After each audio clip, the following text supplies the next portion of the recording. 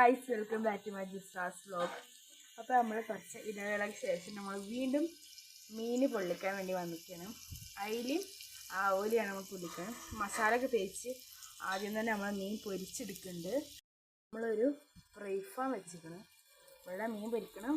ഇവിടെ നമുക്ക് അതിൻ്റെ മസാലകൾ ഉണ്ടാക്കാം. നമ്മളതിൻ്റെ ആകെ വേണ്ടത് തക്കാളിയും പിന്നെ നമ്മൾ ഉള്ളി, നമ്മുടെ മീനും. ഇത് മതി നമ്മുടെ മീൻ പൊള്ളിക്കാൻ കേട്ടോ. ചൂടായി വരുമ്പോൾ നമുക്ക് ഓയിൽ ഒഴിച്ച് കൊടുക്കാം.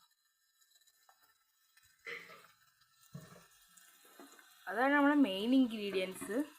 പിന്നെ മുളക് അതൊക്കെ വേറെ ഇൻഗ്രീഡിയൻറ്റ് വരുന്നത് കേട്ടോ. നമുക്ക് ഇനി ഉള്ളി ഇട്ട് കൊടുക്കാം.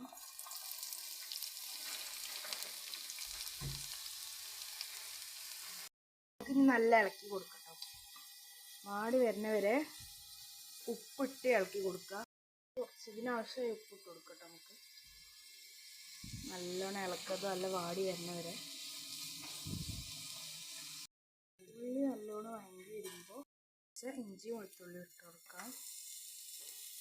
പിന്നെ ഇതിലേക്ക് നല്ല ചെറുതാക്കി എരിഞ്ഞ് കുടംപുളി, എല്ലാം ചെറുതാക്കി എല്ലാം കടിച്ചാൽ ടേസ്റ്റ്, ഇതിന് നല്ല ടേസ്റ്റ് കിട്ടണമെന്നുണ്ടെങ്കിൽ കുടംപുളി ഇട്ട് കൊടുക്കണം. അത് നല്ലോണം ഇളക്കി കൊടുക്കാം. പിന്നെ തക്കാളി ഇട്ട് കൊടുക്കാം. ലോ ഫ്ലെയിമിലിട്ട് നമുക്ക് ഇന്ന് മൂടി വെച്ച് വേവിക്കണം. സാധനമാണ് പച്ചമുളക് കൂടി ഇട്ടെടുത്തിട്ട് ഇളക്കി കൊടുത്തോക്കട്ടോ. നല്ല പാടി വരണം. നമുക്കിതിൽ ഇതൊന്ന് മൂടി വെച്ച് വേവിക്കാം. ഉള്ളിക്കാല വാട്ടിൽ ഇതാക്കെടുക്കുക. 1 സ്പൂൺ മഞ്ഞൾപ്പൊടിയും 1 സ്പൂൺ കാശ്മീരി മുളകും പൊടി നമുക്ക് ഈ മസാലക്കൂട്ടായിട്ട് ഇട്ട് കൊടുക്കാം. നല്ല വാടി വരുന്നിട്ടുണ്ട്. ഈ മസാല മാറുന്ന വരെ നല്ല ഇളക്കി കൊടുക്കുക. നമ്മുടെ വാൻഡിനെ പൊള്ളിച്ചെടുക്കാം. നല്ല കുടംപുളിൻ്റെ സ്മെല്ലൊക്കെ വരുന്നുണ്ട്. നല്ല അയക്കണം കേട്ടോ. 3 ഉള്ളിയാണ് എടുത്തത്. എന്നിട്ട് ഇത്രേ ഉള്ളൂ.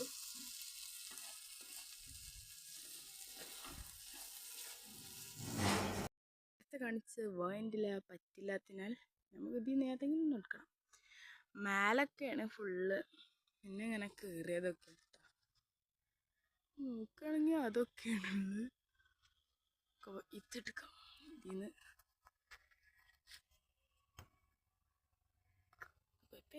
ഇതെടുക്കപ്പോൾ തൽക്കാലം കയ്യിൽ വെച്ചെടുക്കുക. മേലെ ഇങ്ങനെ ഇട്ട് കൊടുക്കട്ടോ.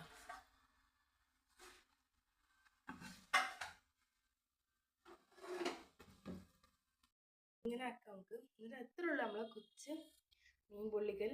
എല്ലാവരും ട്രൈ ചെയ്യുക. ലൈക്ക് ചെയ്യുക, ഷെയർ ചെയ്യുക, കമൻറ്റ് ചെയ്യുക.